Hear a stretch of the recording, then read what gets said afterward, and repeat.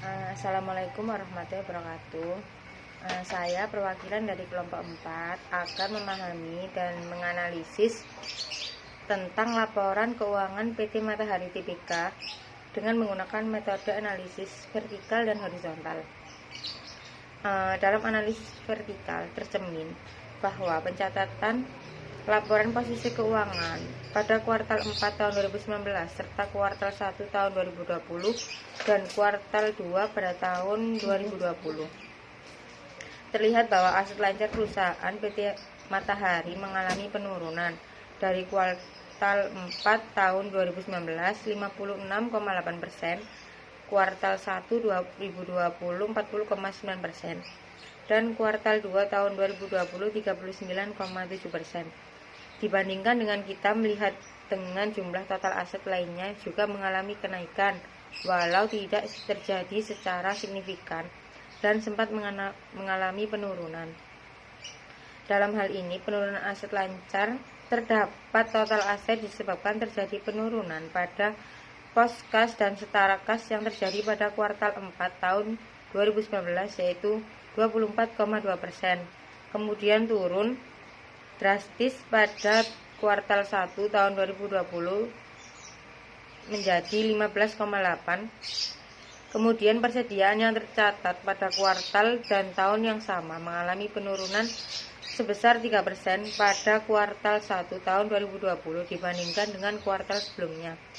Tercermin juga pada jumlah kewajiban lancar yang mengalami penurunan dari kuartal 4 tahun 2019 53,7%,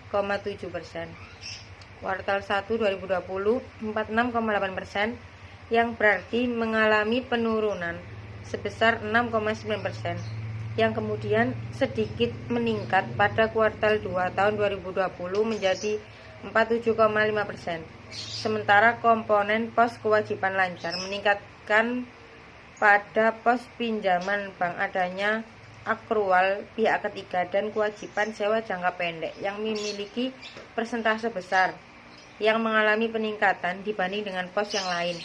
Sementara pada komponen jumlah ekuitas mengalami penurunan yang sangat curam dari kuartal 4 pada tahun 2019 menuju kuartal 1 2020 menurun sebanyak 21,9% dengan menggunakan perbandingan antara total kewajiban dan ekuitas.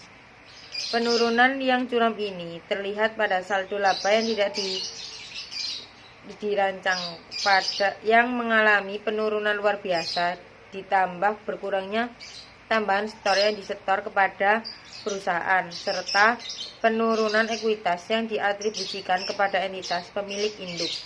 Sementara pada laporan yang terjadi pada laba rugi, laba kotor mengalami penurunan di awal kuartal 1 tahun 2020 cukup curam pada tolak ukur menggunakan nilai nominal, tetapi tidak dengan persentase. Sama juga dengan laporan usaha yang tercatat. Jumlah beban usaha mulai dari kuartal 1 tahun 2019 42,7% hingga kuartal 2 tahun 2020 72,9% mengalami kenaikan secara terus-menerus. Tetapi tidak pada pos beban keuangan bersih dan beban pokok pendapatan yang secara masih terjadi fluktuatif.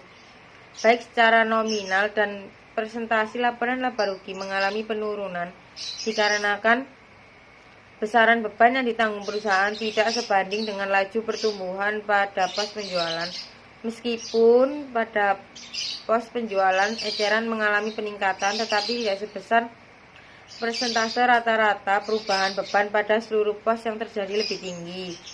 Dari analisis vertikal yang tercermin pada persentase perusahaan PT Matahari Tbk